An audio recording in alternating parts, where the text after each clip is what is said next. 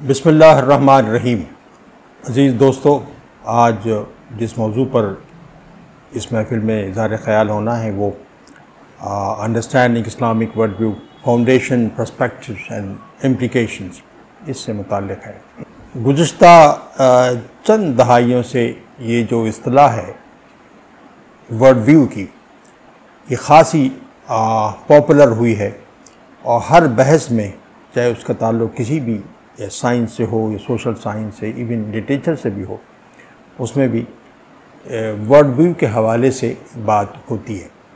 मैंने चंद साल कबल ये महसूस किया है कि दावत इस्लामी के पस मंज़र में इस इस्तिलाह की बड़ी अहमियत है। और एक तो ये कि ये जदीद इस्तिलाह है और ये इतनी कॉम्प्रिहेंसिव इस्तिलाह है कि इसमें वो अक्सर बेशतर तमाम मबाहिस जो हम दावत इस्लामी के पस मंज़र में इस्लाम का तारुफ़ कराते हुए जिनको ज़ेर बहस लाते हैं, वो इस इस्तिलाह के अंदर कवर हो जाते हैं। आप देखें कि जब हम इस्लाम का तारुफ़ कराते हैं तो तीन तरह की बातें, कम से कम मेरी हद तक ये मैं कह सकता हूँ कि तीन तरह की डायमेंशन हैं जिनको हम अव्वलियत देते हैं। पहला ये है कि एक फ़र्द के साथ, एक इंडिविजुअल के साथ रिश्तों की बुनियादें क्या हैं, नंबर वन। दूसरा ये है कि सोसाइटी यानी जो अफराद हैं या कलेक्टिविटी ऑफ पीपल है, उनके साथ हमारे रवैये और हमारे रिश्ते, उनकी बुनियादें क्या हैं। और तीसरी डायमेंशन ये कि जो कायनात है, टेरेस्ट्रियल कायनात भी और सेलेस्टियल कायनात भी, पूरी कायनात, इसके साथ हमारे ताल्लुक़ की नौइयत क्या है, हमारा रिश्ता किस नौइयत का है। ये तीन आस्पेक्ट हैं जिनको इस्लाम डील करता है, उनकी तफसीलात बयान करता है। यानी मेरा ख़ुद अपनी ज़ात के साथ ताल्लुक़, दूसरे इंसानों के साथ ताल्लुक़ और फिर इस कायनात के साथ ताल्लुक़। यहाँ जो बात अहम है कि इन तीन तरह के रिश्तों के जो प्रैक्टिकल आस्पेक्ट्स हैं, जो अमली पहलू हैं, ये अमली हिदायत हैं, उनको हम इस्लाम कहते हैं।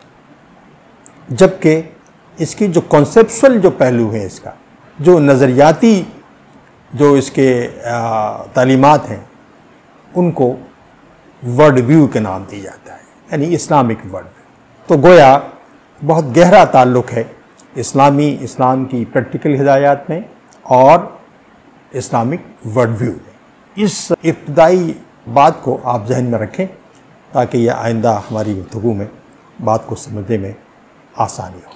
जब हम वर्ल्ड व्यू की बात करते हैं इस वक्त, तो इस इस्तिलाह के तहत चंद ख़ास किस्म की सब इस्तिलाहें, सब जो छोटी मज़ीद इस्तिलाहें हैं, यानी इसके जो कंस्टिट्यूएंट्स हैं, उनका तारुफ़ कराया जाता है।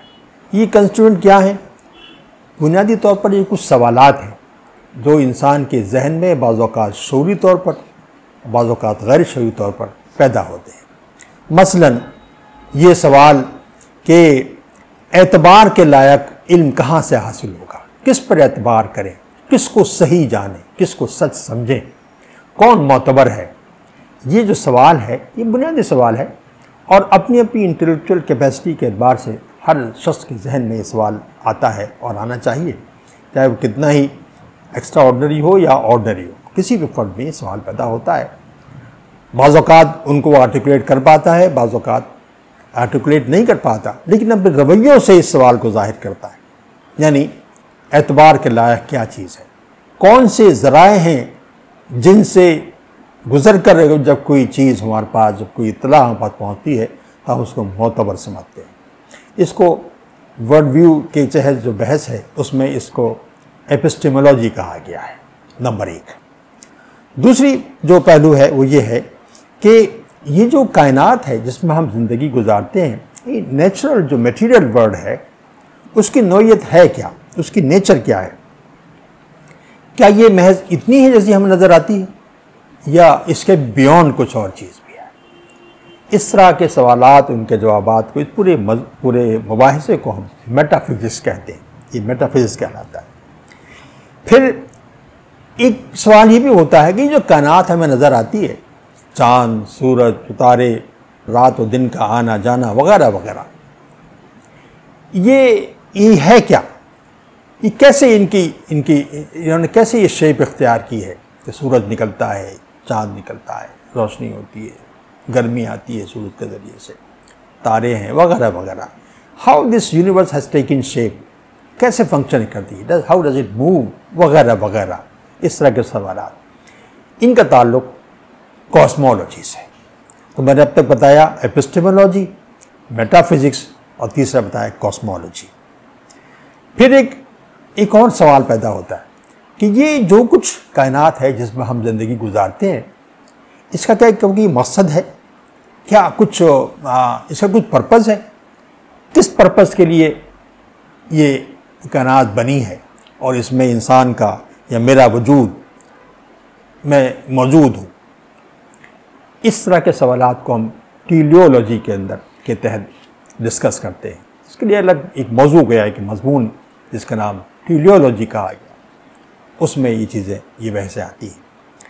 फिर एक बात ये कि इस कायनात का क्रिएटर क्या खुदा है?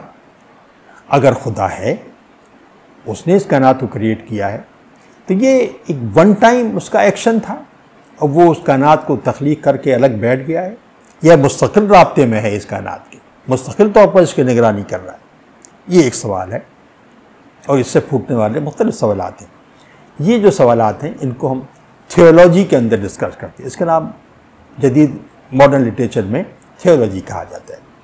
फिर एक बात यह है कि ये सवाल कि इस कायनात में हमें इंसान नज़र आता है, ये इंसान कब से है, किन किन मुख्तलिफ मराहिल से ये गुज़रा है, क्या करता रहा है, जिस शक्ल में आज है, आज से चंद सदियाँ कबल किस शक्ल में था, ये चंद हज़ार कबल किस शक्ल में था, ये किन मुख्तलिफ स्टेज से गुज़रता हुआ यहाँ तक पहुँचा है। इसकी जो आबादियाँ हैं जो मुख्तलिफ तहज़ीबों की निशानदही करती हैं, वो तहज़ीबें किस तरह जन्मी हैं, किस तरह इनकी ग्रोथ हुई है। ये सवालात, इन सब सवालात का ताल्लुक़ एंथ्रोपोलॉजी से होता है। फिर एक ये होता है कि इस दुनिया में क्या अच्छा है और क्या बुरा, क्या गलत है और क्या सही, यानी ये वैल्यू सिस्टम। तो वैल्यू सिस्टम, वैल्यूज़ आती कहाँ से, कौन देता है वैल्यू, यानी क्या वो हमारे तजर्बों पर बेस कोई हमारे नताइज होते हैं जिनको हम वैल्यूज़ कहते हैं, या कुछ और है। इस पूरे मुबाहिसे को एक्सियोलॉजी कहा जाता है। फिर एक चीज़ ये है कि रियलिटी है क्या, क्या जो हमारे सेंस परसेप्शन में जो आती है वही रियल है, या अक्ल जिसको तस्लीम करती है, या अक्ल के ज़रिए जब किसी चीज़ के बारे में हम नतीजे पर पहुँचते हैं कि वो रियल है, या कुछ और इसके मेयारात हैं रियलिटी के। ये जो बहस है ये ऑन्टोलॉजी के तहत डिस्कस होती है। ऑन्टोलॉजी इसका एक क्राइटेरिया है, इसका एक मजमून है गोया। तो दोस्तों ये 8 मौज़ूआत हैं जो जब भी वर्ल्ड व्यू की बहस होगी उसमें मुख्तलिफ अंदाज से इन मौज़ूआत पर गुफ्तगू होगी, ये बहस में आएंगे ये सवाल। अब आप ये देखें कि ज़रा इस पर गौर करें कि ये जो सवालात हैं, ये जो मुख्तलिफ टॉपिक्स टाइटल मैंने बताए हैं, इनके सिलसिले में ज़ाहिर ये सवालात के नतीजे में पैदा हुए हैं टाइटल। इनके नतीजे में क्या कुरान भी कुछ कहता है, कुरान का रिस्पॉन्स क्या है? एक तो वो है जो कि जदीद साइंस का और जदीद उलूम का एक रिस्पॉन्स है। हम ये देखना चाहेंगे कि कुरान का भी क्या कोई रिस्पॉन्स है। लेट अस सी क्या होता है। मसलन नॉलेज क्राइटेरियन के बारे में, यानी क्या चीज़ सही है, क्या चीज़ एतबार के लायक है, किस पर एतबार किया जाए। साइंस का परसेप्शन ये है कि अक्ल और सेंस परसेप्शन के ज़रिए जो चीज़ आती है, जिस नतीजे पर हम पहुँचते हैं, वो मोतबर है, वो सही है। लेकिन कुरान कुछ और बात कहता है। कुरान ये कहता है कि सेंस परसेप्शन के ज़रिए और अक्ल के ज़रिए जो जिस नतीजे पर इंसान पहुँचता है वो सही है, वो गलत नहीं है। लेकिन इसके साथ साथ वो एक बात और भी कहता है कि इनकी सेहत में कोई शक नहीं है, इसलिए ख़ुद वो इन इस्लाहों को इस्तेमाल करता है, समा बसरा फ़ाद के लिए इस्तेमाल करता है। अब कुरान पे ये भी कहता है कि कुछ बिलीव्स हैं, कुछ अकायद हैं, ये भी हमारे जो उसकी जो सेहत को की दलील फराहम करते हैं। तो ये बिलीफ क्या है? इन बिलीफ का ओरिजिन सेंस परसेप्शन में नहीं होता, अक्ल में नहीं होता, बल्कि ये कहीं और से आते हैं। ये बिलीफ वही में ओरिजिनेट करते हैं। तो गोया काबिल एतबार मोतबर चीज़ जो हुई वो सेंस परसेप्शन प्लस अक्ल plus things coming from information coming through वही, ये चीज़ें मिलकर होती। ये बुनियादी फ़र्क एपिस्टेमोलॉजी के क्वेश्चन में कुरान और जो जदीद थॉट है उसमें ये पैदा हुआ। दूसरा मौजू मेटाफिजिक्स का था। इसमें ये सवाल ये क्या कहते हैं कि science does not believe anything which is beyond physical real. Science सिर्फ फिजिकल रियलिटी को डील करती है, या ये कहिए कि उसी को तस्लीम करती है कि वही हकीकत है। लेकिन कुरान ये कहता है, ये तो साइंस का तस्वर हुआ, कुरान ये कहता है कि apart from this physical reality, यानी फिजिकल रियलिटी को तस्लीम करता है, यस दैट इज, और उसको हकीकत बताता है कि हकीकत है, हक है, लेकिन साथ साथ ये कहता है कि इसके अलावा भी एक रियल में जो कि हकीकत है, जो कि सच्चाई है। और वो जो है, यानी कुरान कहता है there are multiple levels of reality. एक रियलिटी के लेवल वो है जो कि फिजिकल है, एक नॉन फिजिकल रियलिटी भी है। मसलन कुरान का तस्वुर जो फरिश्तों का वजूद है, फरिश्ते एग्जिस्ट करते हैं, जिन्नात हैं, जिन्नात एग्जिस्ट करते हैं। ये जो वजूद हैं ये फिजिकल वजूद नहीं है, लेकिन कुरान इनको वजूद कहता है और हमारे ईमान का हिस्सा है। तो एक दूसरा पैरामीटर, दूसरा डिफरेंस ये हुआ, यानी कुरान में और साइंस के जो तकाबुल किए जाए तो ये हमारा ये फ़र्क सामने आता है। फिर तीसरा जो पहलू मैंने बताया था वो कॉस्मोलॉजी से मुताल्लिक़ था। तो साइंस ये कहती है इस कायनात के बारे में कि बिग बैंग हुआ और उसके नतीजे में फिर एनर्जी रिलीज़ हुई और वहाँ से भी टाइम एंड स्पेस का आगाज़ हुआ, टाइम भी वहीं से आगाज़ हुआ और स्पेस का आगाज़ भी हुआ। अब सरप्राइजिंगली, वेरी इंटरेस्टिंगली, कुरान भी इन चीज़ों को, इन अल्फाज को इस्तेमाल करता है। यानी कुरान भी ये कहता है कि universe was created in a particular time, एक टाइम में उसको पैदा किया गया था। यानी टाइम एंड स्पेस के बारे में वो बताता है कि टाइम एंड स्पेस तस्वुर खुद कुरान कायम करता है।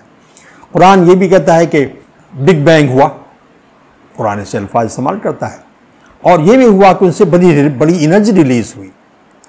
मैं इसके हवाले देना की कोशिश में नहीं हूँ, लेकिन आप इसे पढ़ सकते हैं, कुरान के हवाले दे सकते हैं। अच्छा, उसके बाद फिर ये कुरान ये भी कहता है कि दिस यूनिवर्स इज एक्सपैंडिंग, वो, और दूसरी कहता है जो सेलेस्टियल बॉडीज हैं वो मूव कर रही हैं, वो तैर रही हैं।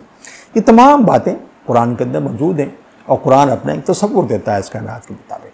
तो गोया कॉस्मोलॉजी की सतह पर कुरान जो जदीद नुक्ते नज़र है इसको तस्लीम करते हुए कुछ बातें ऐसी कहता है जो कि जदीद नुक्ते नज़र में और कुरान के नुक्ते नज़र में मुमासलत ज़ाहिर करती है, दोनों एक जैसे नज़र आते हैं। एक लफ्ज़ मैंने इस्तेमाल किया टीलियोलॉजी। टीलियोलॉजी को हम कहेंगे मक़सदियत, नज़्बुलैन। ये जो होता है ना कि जब हम ये कहते हैं कि ये चीज़ इसलिए पैदा की गई है, या ये कायनात इसलिए तख्लीक़ की गई है, तो कुरान तो ये समझिए कि साइंस जो है वो वही के सवालात से डील नहीं करना चाहती, वो इसके जवाबात से भागती है, इनके जवाबात देना नहीं चाहती, या उसके पास जवाब होता नहीं है। तो ये सवाल बेसिकली ये है, what for is this universe, why this universe has been created. ये सवाल बुनियादी तौर पर साइंस के रियल्म से बाहर का सवाल है। कुरान इसका जवाब देता है। कुरान इसका जवाब देता है कि ये कायनात जो है ये इंसान की भलाई के लिए, इंसान की फलाह के लिए, फलाह उसमें करना उसकी ज़िम्मेदारी है, और ये बेसिकली एक इम्तहान गाह है।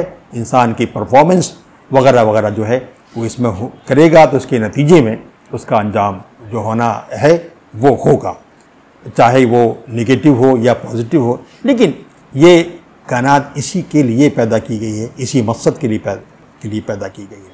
तो गोया टीलियोलॉजी के एतबार से साइंस के रियल में ये सवाल नहीं आता, लेकिन कुरान इसको डील करता है, कुरान इसको बताता है। फिर इसी तरह से ओरिजिन ऑफ मैन, यानी इसको हमने कहा एंथ्रोपोलॉजी। एंथ्रोपोलॉजी कहती है, साइंस कहती है कि इंसान का जो इर्तिका हुआ है वो स्टेजेस में हुआ है। कुरान कहता है कि इंसान की तख्लीक स्टेजेस में हुई है। और आप ये महसूस करेंगे कि बहुत से सवालात उनके जवाबात कुरान और साइंस में काफ़ी यकसानियत पाई जाती है। कुछ में तो बिल्कुल वही बात कही है जो कि साइंस में कही गई है, और कुछ में कुछ इन एडिशन टू दैट कुछ और कहा गया है जो बहुत वाइटल है यकीन है, लेकिन इन एडिशन टू दैट उसको तस्लीम करते हुए कोई बात कही गई है। ये बड़ी इंपॉर्टेंट चार्ज है। फिर एक, जैसा कि मैंने अर्ज किया, एक एक्जियोलॉजी है, यानी वैल्यूज़ का मसला। वैल्यूज़ कहाँ से आती है? तो साइंस ये कहती है कि वैल्यूज़ बुनियादी तौर पर हमारे सेंस परसेप्शन पर बेस्ड होती है, यानी सेंसेस जिनको फ़ायदेमंद तस्लीम करते हैं, जिस अमल को, उसको हम अच्छा समझते हैं, और जिस अमल को हमारे लिए अच्छा नहीं होता उसको हम बुरा समझते हैं, वो सही है और वो इसी तरह से गलत है। तो यहाँ पर हमारा यानी वैल्यूज़ का जो सेंटर है वो हमारा इंसान का वजूद है, इंसान का दिमाग है। इंसान अपने फ़ायदे में जिस चीज़ को पाता है उसको अच्छा या सही तस्लीम कर लेता है, और जिस चीज़ को अपने फ़ायदे में नहीं पाता, नुकसान दे पाता है, तो उसको वो कहता है कि ये नुकसानदेह है, ये गलत है, ये सही नहीं है। तो गया अच्छे और बुरे होने का जो तस्वुर है, एक्जियोलॉजी का तस्वुर जो है, इसमें साइंस का नुक्ता नज़र ये है। कुरान का नुक्ता नज़र ये है कि ये जो अच्छाई और बुराई का तस्वुर, ये सेंस परसेप्शन बेस्ड नहीं है, ये हमारे तजर्बों से मुतालिक नहीं है, जो कि वेरी करते रहते हैं। यानी आज कोई चीज़ अच्छी है तो कल मुमकिन है फ़ायदेमंद हो, तो वो चीज़ ख़राब भी हो सकती है या नुकसानदेह भी हो सकती है। कुरान ये कहता है कि ये जो वैल्यूज़ हैं ये मुस्तकिल हैं, ये विद टाइम इन स्पेस ये बदलती नहीं है। इनके वेरिएशन तो हो सकते हैं लेकिन उसूली तौर पर तब्दील नहीं होती। इनका ओरिजिन कुरान है। तो गोया वैल्यूज़ के एतबार से कुरान का तस्वुर कुछ इस तरह से है वैल्यूज़ के सिलसिले में। फिर एक और हमने बात कही रियलिटी की, कि रियलिटी क्या है, हकीकत क्या है। तो जैसा कि मैंने अर्ज़ किया कि हकीकत साइंस के नज़दीक फ़िज़िकल और मैथमेटिकल हकीकत ही दरअसल हकीकत तस्लीम की जाती है। मैथमेटिकली जिस चीज़ को हम साबित करें वही सही है, और फिज़िकली जो साबित हो जाए वही हो गया कि सही है, वो रियल है। तो रियलिटी इज़ मैथमेटिकल रियलिटी, और यानी अक्ल की रियलिटी, और जो फिज़िकल रियलिटी है वही रियल है। लेकिन साइंस या कुरान इस बारे में इन बातों को तस्लीम करते हुए, ये भी हकीकत है, लेकिन इनको दूसरी बात कहता है कि हकीकत यह है कि कुरान ये कहता है कि जो दूसरे डोमेन से आ रहा है, यानी इनके अलावा एक और हायर डोमेन है, वहाँ से कोई इन्फॉर्मेशन जब आती है वही के ज़रिए आती है, तो मोर सिंपल, तो हकीकत वो भी हकीकत है। यानी हकीकत के कई पहलू हैं। एक हकीकत वो जो कि हमारे जो फिज़िकल जो हमारे टूल्स हैं उनको क्वालिफाई करती है, मैथमेटिकल टूल को यानी कि अक्ल के टूल को क्वालिफाई करती है। एक टूल वो जो कि वही के ज़रिए से जब चीज़ आती है तो वो भी हमारे नज़दीक रियल है, उसको भी हम रियलिटी ही तस्लीम करते हैं। तो ये वो कुरान का नुक्ता नज़र और साइंस का नुक्ता नज़र मैंने इन टॉपिक्स के सिलसिले में वाज़ेह करने की कोशिश की है, जो कि वर्ल्ड व्यू की बहस में इंतहाई रेलिवेंट है और इन पर हमेशा बहस होती है। अब आइए देखिए, इसके साथ साथ एक चीज़ और हम कोशिश करते हैं समझने की, यानी कुरान चाहता है कि इंसान ऐसा हो, खलीफा की जिम्मेदारियां अदा करे, यह कुरान का तस्वुर है। और तो गया एक ही शय से, एक ही वजूद से वाबस्ता दो तरह की वैल्यूज़, एक इंसान उसका फिज़िकल वजूद, और फिज़िकल वजूद की जो रिक्वायरमेंट है उन पर वो पूरी की पूरी फिज़िकल वैल्यूज़ के ज़रिए से फुलफिल होंगी। लेकिन जब वो अपने आप को खलीफा तस्लीम कर लेता है तब उसके ऊपर कॉन्सेप्शुअल वैल्यूज़ का इंतबाक हो जाता है, लागू हो जाती हैं। तो ये फिज़िकल वैल्यूज़ और कॉन्सेप्शुअल वैल्यूज़, इंसान, खलीफा। फिर एक लफ्ज़ है दुनिया। दुनिया means this word, the word we are living in. ये एक फिज़िकल वर्ड है बेसिकली, लेकिन कुरान कहता है कि इसके बाद एक दुनिया और है जिसको वो आखरत की वर्ड कहता है। आखरत एक कॉन्सेप्शुअल तस्वुर है, जबकि दुनिया एक फिज़िकल तस्वुर है। इसे हम अपने जो हमारे जो फिज़िकल टूल्स हैं उनसे हम इसको तस्लीम कर सकते हैं, इनको पहचान सकते हैं, इनको समझ सकते हैं। लेकिन ये जो मेटाफिजिकल वर्ल्ड है, इसको हम फिजिकल टूल से नहीं जान सकते। कुरान का तस्वुर ये है, कुरान इन दोनों को साथ साथ रखता है। तो कुरान ये चाहता है कि दुनिया में रहने वाला फर्द अपने आप को आखिरत, दूसरी दुनिया जो कि मेटाफिजिकल दुनिया है या एक कॉन्सेप्चुअल दुनिया है, उससे अपने आप को रिलेट करे। कुरान का तस्वुर ये इससे जो आयतें इससे जो वैल्यूज़ फूटती हैं वो भी कॉन्सेप्चुअल वैल्यूज़ होती हैं। तो गोया कि ये दो तरह की, दो पेयर्स हैं गोया समझिए। एक पेयर इंसान और खलीफा, दूसरा पेयर दुनिया और आखिरत, तीसरा है इंडिविजुअल फर्द, एक तन्हा फर्द, दूसरा है, तीसरा है इज्तिमाइयत। ये दोनों चीज़ें ये भी आपस में जोड़े हैं, ये भी आपस में जुड़े हुए हैं। अब उसमें कुछ डिमांड्स इंडिविजुअल से हैं, फर्द से हैं, और कुछ डिमांड इंडिविजुअल की जिम्मेदारियां हैं कि वो कलेक्टिविटी के लिए कुछ डिमांड्स को पूरा करे। अगर इंडिविजुअल सिर्फ अपनी इंडिविजुअल रिक्वायरमेंट को पूरा करता है, अपनी इंडिविजुअल ज़रूरियात को जो कि फितरी हैं, नेचुरल हैं उसके अंदर, उन्हीं को सिर्फ पूरा करता है और कलेक्टिविटी का ख्याल नहीं रखता या उनको वॉलेट करता है, तो क्या ये एक वॉलेशन है, ये एक वॉलेशन है।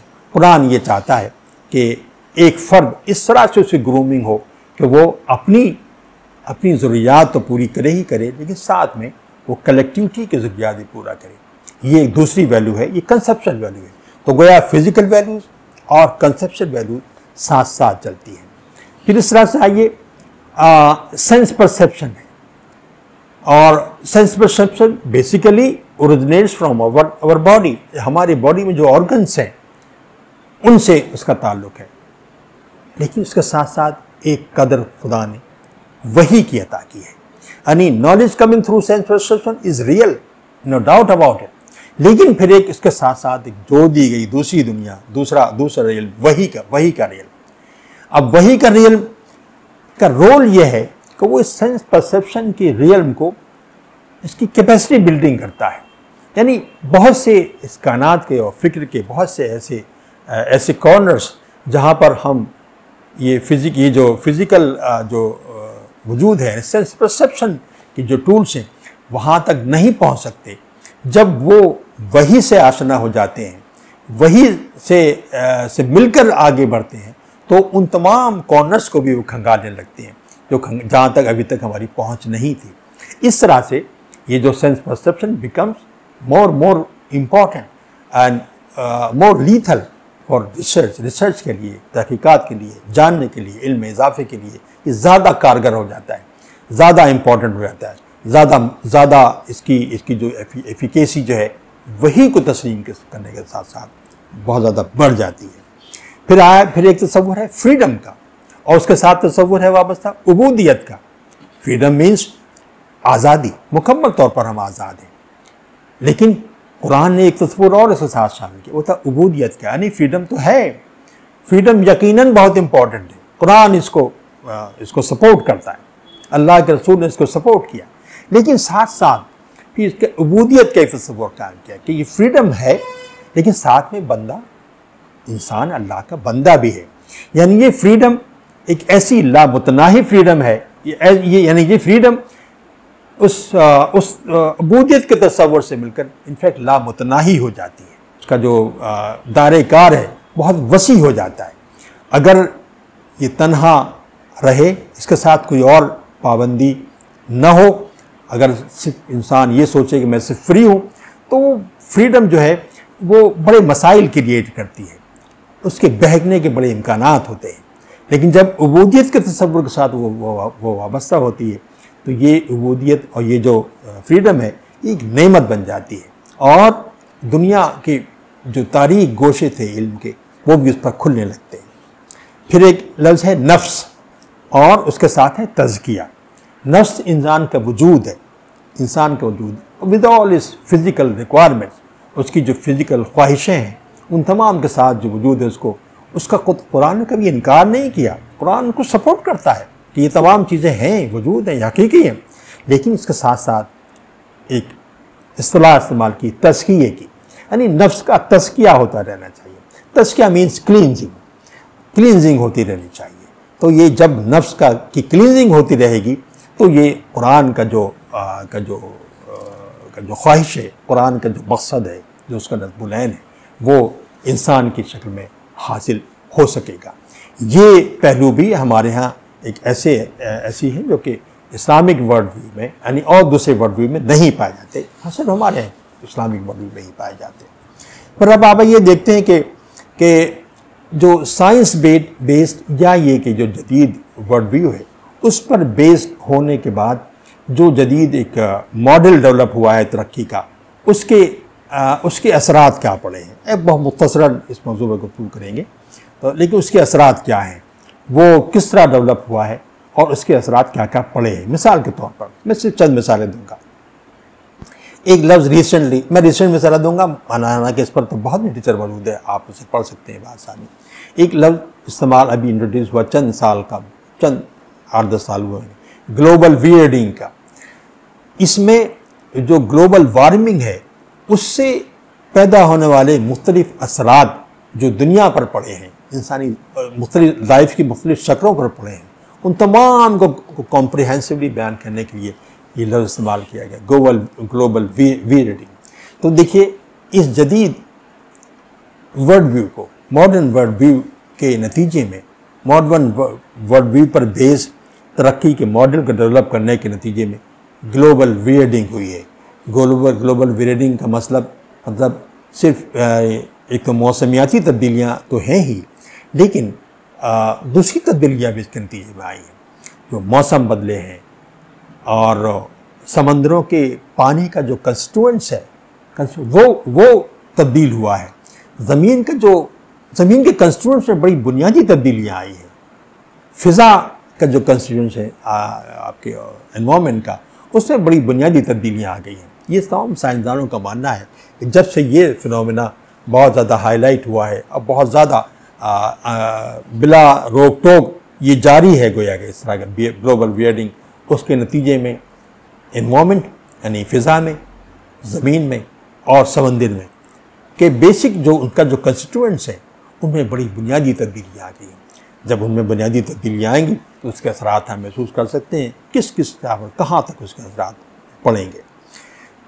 दूसरी आप देखें कि जो बढ़ते हुए जो इमराज है, इंसोम्निया है, नींद का कम आना, बहुत कम सोना, फिर एंग्जाइटी है, डिप्रेशन है, इसके साथ साथ ये जो ज़मीन की बढ़ती हुई इनफर्टिलिटी है, ये सब भी इसी का नतीजा है। यानी मैंने इंसानी जिस्म पर, इंसान की साइकोलॉजी पर जो असरात पड़ते हैं, उसके साथ साथ ज़मीन पर भी असरात पड़े हैं। और ज़मीन अब बहुत तेज़ी से उसके अंदर वो सिफ़ात पैदा होती जा रही हैं जो कि डेजर्ट की सिफ़ात होती है। डेजर्ट में कुछ चीज़ पैदा नहीं होती है। तो अब ये इंसोम्निया, एंग्जाइटी, डिप्रेशन, ये जदीद अमराज है जिनसे आज के इंसान शिकार है। ये जदीद मॉडल की देन है। इसी मॉडल के नतीजे में, तरक्की का जो मॉडल है उसके नतीजे में ये पैदा हुए हैं। फिर एक हेल्थ केयर के सिस्टम में देखें तो आप देखें कि ओवर प्रेस्क्रिप्शन, बहुत ज़्यादा दवाएं लिखना, आप जितनी इमराज बताएंगे डॉक्टर को उतनी ही तरह की गोलियाँ लिख देगा, बेतहाशा गोलियाँ, बेतहाशा दवाएँ। तो अब इसके नतीजे में, ओवर प्रेस्क्रिप्शन के नतीजे में बीमारियाँ पैदा हो रही हैं। तो ये गोया कि जदीद अंदाज का जो डेवलपमेंट है, जदीद अंदाज का जो मॉडल है डेवलपमेंट का, उसके नतीजे में जो जिस तरह की तब्दीलियाँ अब आ रही हैं वो कुछ इस नौइयत की हैं। यानी उसमें ज़मीन मुतासिर हुई है, आसमान मुतासिर हुआ है, फ़िज़ा मुतासिर हुई है, समंदर मुतासिर हुए हैं, इंसान की हेल्थ मुतासिर हुई है, वो नहीं रही जो कि पहले थी। और इसके साथ साथ बीमारियों में इजाफा हुआ है। जब एक बेइंतहा inorganic matter in the form of medicine will go into your body, ज़ाहिर एक ऑर्गेनिक बॉडी है, ऑर्गेनिक में इनऑर्गेनिक मटीरियल जब इतना ज़्यादा इकट्ठा होगा तो हम इमेजिन कर सकते हैं कि ऐसी नई बीमारियां पैदा होंगी जिनको कि हम जो कि पहले नहीं थी, इनको हम आइट्रोजेनिक डिजीज़ कहते हैं, जो कि सिर्फ प्रेस्क्रिप्शन की बिना पर पैदा होती हैं। वो बीमारियां अलग रहीं जो कि इन्वायरमेंटल हैज़ार्ड्स की बिना पर और चीज़ों की बिना पर, तो महज तरक्की के जदीद मॉडल को अपनाने की बिना पर इंसान में पैदा होती हैं। ये तो सिर्फ दवाओं के नतीजे पैदा हो रही है। कोई का पूरा हेल्थ केयर सिस्टम जो है वो बड़े मसाइल का शिकार है और कुछ बुनियादी सवालात उसने खड़े कर दिए हैं इंसानों के ज़हनों में। अब आप देखें कि ये देखें कि कुरान की बुनियाद पर जो इस्लामिक वर्ल्ड व्यू हम अगर हम उसको आर्टिकुलेट करना चाहें, उसमें मोटी मोटी बातें क्या होंगी जो कि डिफरेंट होंगी, या बहुत सी बातें मुमासलत भी रखती होंगी जदीद वर्ड से। मिसाल के तौर पर पहली बात ये कि यूनिवर्स के बारे में ये तस्वुर है कि वो खुदाए रहमान की क्रिएशन है। खुदाए रहमान की क्रिएशन होने का मतलब ये है कि ये पूरी की पूरी क्रिएशन इंसान के लिए सपोर्टिव है, इंसान की ज़िंदगी को सपोर्ट करने वाली है। और ये भी कहा गया कि ये अल्लाह की आयत है। इसमें जितनी यानी चीज़ें हैं पैदा की गई, ये अल्लाह की आयात हैं। और ये आयात वही लफ्ज़ है जो कुरान के मुख्तलिफ जुमलों के बारे में, मुख्तलिफ सेंटेंसेस के बारे में इस्तेमाल किया जाता है। तो इसके नतीजे में ये हुआ कि ये कायनात should be respected the way we respect आयात कुरान। ये आयात है, इनकी रेस्पेक्ट भी उसी तरह से होनी चाहिए। एक हमारे इस्लामिक वर्ल्ड व्यू का एक नुक्ता जो मैंने आपके सामने बयान किया। दूसरा ये है कि ये जो कायनात है, it has been made subservient to human being. ये ह्यूमन बीइंग के लिए तस्खीर कर दिया गया है इसको। यानी ह्यूमन बीइंग अगर चाहे तो ही और शी इसमें इंटरवीन कर सकता है, इसमें वो दाखिल होकर इसको जो कुछ हैपनिंग है उनमें शामिल होकर वो यानी उसमें इंटरवेंशन कर सकता है उसके पूरे प्रोसेसेस के अंदर। तीसरी बात यह है कि ये बात कही गई कि इसमें कुछ रूल्स हैं, कुछ रेगुलेशंस हैं जिनको ये कायनात फॉलो करती है। और कुरान ये दावत देता है इंसान को कि उन रूल्स और रेगुलेशन को समझने की कोशिश करे इंसान, और अगर उसमें कोई फ्लॉ पाया जाता हो उसको इंडिकेट करे, बल्कि चैलेंज करता है सूरे मुल्क के अंदर। तो ये गोया कि इस कायनात के अंदर कोई उसूल व ज़ाब्ते हैं, उन उसूल व ज़ाब्तों को हम अंडरस्टैंड कर सकते हैं, उनको समझ सकते हैं, और इसके साथ साथ हम उनमें इंटरवेंशन भी कर सकते हैं। कुरान कहता है कि ये कायनात, इसमें एक बैलेंस पाया जाता है, इसमें एक इनबिल्ट बैलेंस है। अगर इस इनबिल्ट बैलेंस को अगर हम डिस्टर्ब करेंगे तो पूरी कायनात के अंदर फसाद पैदा होगा। ये इनबिल्ट बैलेंस क्या है? ज़ाहिर है रूल्स और रेगुलेशन में इंटरवेंशन है, और जुल्म ज़्यादती है, उसकी मुख्तलिफ शक्लें हो सकती हैं, लेकिन एक इनबिल्ट इसके अंदर एक बैलेंस पाया जाता है। और कुरान ये कहता है इस बैलेंस को कायम रखो इंसाफ के ज़रिए से, जुल्म से बचते हुए। जुल्म की और इंसाफ की मुख्तलिफ शक्लें कुरान बाज़ औक़ात वाज़ेह करता है। फिर कहा गया कि इंसान के बारे में कहा गया कि बुनियादी तौर पर ये एहसन तक़वीम पर कायम है, लेकिन it can go down to असफल साफिलीन। ये इंसान की फितरत बताएगी कि इंसान जिसको कि खुदा चाहता है कि वो खलीफा बने, वो बुनियादी तौर पर एहसन तक़वीम पर कायम है। यानी बेसिकली ही और शी इज़ करेक्ट, लेकिन वो they can go down to असफल साफिलीन अगर वो उस राह पर न चले। यानी दोनों बातें, दोनों की इम्कानात हैं। इंसान is endowed with faculties of listening, seeing, उसको ये सलाहियतें दी गई हैं लिसनिंग की, सुनने की, देखने की, और इंटेलेक्ट, कुरान यानी उसको अक्ल की सलाहियत दी गई है। और ये इनके इस्तेमाल के ज़रिए से इंसान बड़ी बड़ी अपने अचीवमेंट्स की अचीवमेंट स्केल कर सकता है, हाइट्स स्केल कर सकता है। ये गोया कि ये वो बुनियादी चीज़ें हैं जो कि कुरान के वर्ल्ड व्यू का हिस्सा हैं। ये वो सिफ़ात हैं जो कि ये तसव्वुरात हैं जो कुरान इस कायनात के बारे में और इंसान के बारे में हमें बताता है। तो दोस्तों, आपने अंदाज़ा किया कि इस्लामिक वर्ल्ड व्यू के तसव्वुर इस एतबार से, जैसे कि मैंने शुरू में अर्ज़ किया था, Islamic world view Dawat Islami का एक इंतहाई अहम पहलू बन सकता है, एक टॉपिक बन सकता है अगर हम उसको इस अंदाज से पेश करें।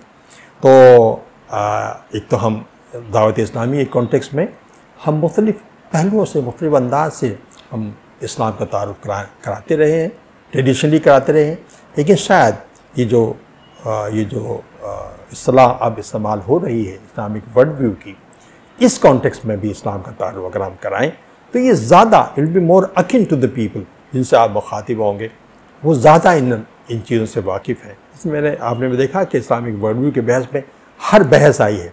इंसान के ज़ाती मसाइल भी आए हैं, हेल्थ के मसाइल भी आए हैं, साइकोलॉजिकल मसाइल भी आए हैं, और इस कायनात में क्या गड़बड़ हुई है, क्या ख़राबियाँ हैं, वो भी साथ में आई हैं। और फिर इंसान के अपनी ज़ाती इंडिविजुअल तामीर के सिलसिले में जो बातें हैं वो भी इस सिलसिले में आए हैं। ये चंद बातें थी जो इस मौजू के तहत मैंने सोचा था कि आपके सामने अर्ज़ करूँगा। मेरा ख्याल है कि वो बातें तमाम मैंने अर्ज़ कर दी हैं। कोई अगर सवाल आपके जहन में हो तो आप ज़रूर पेश करें।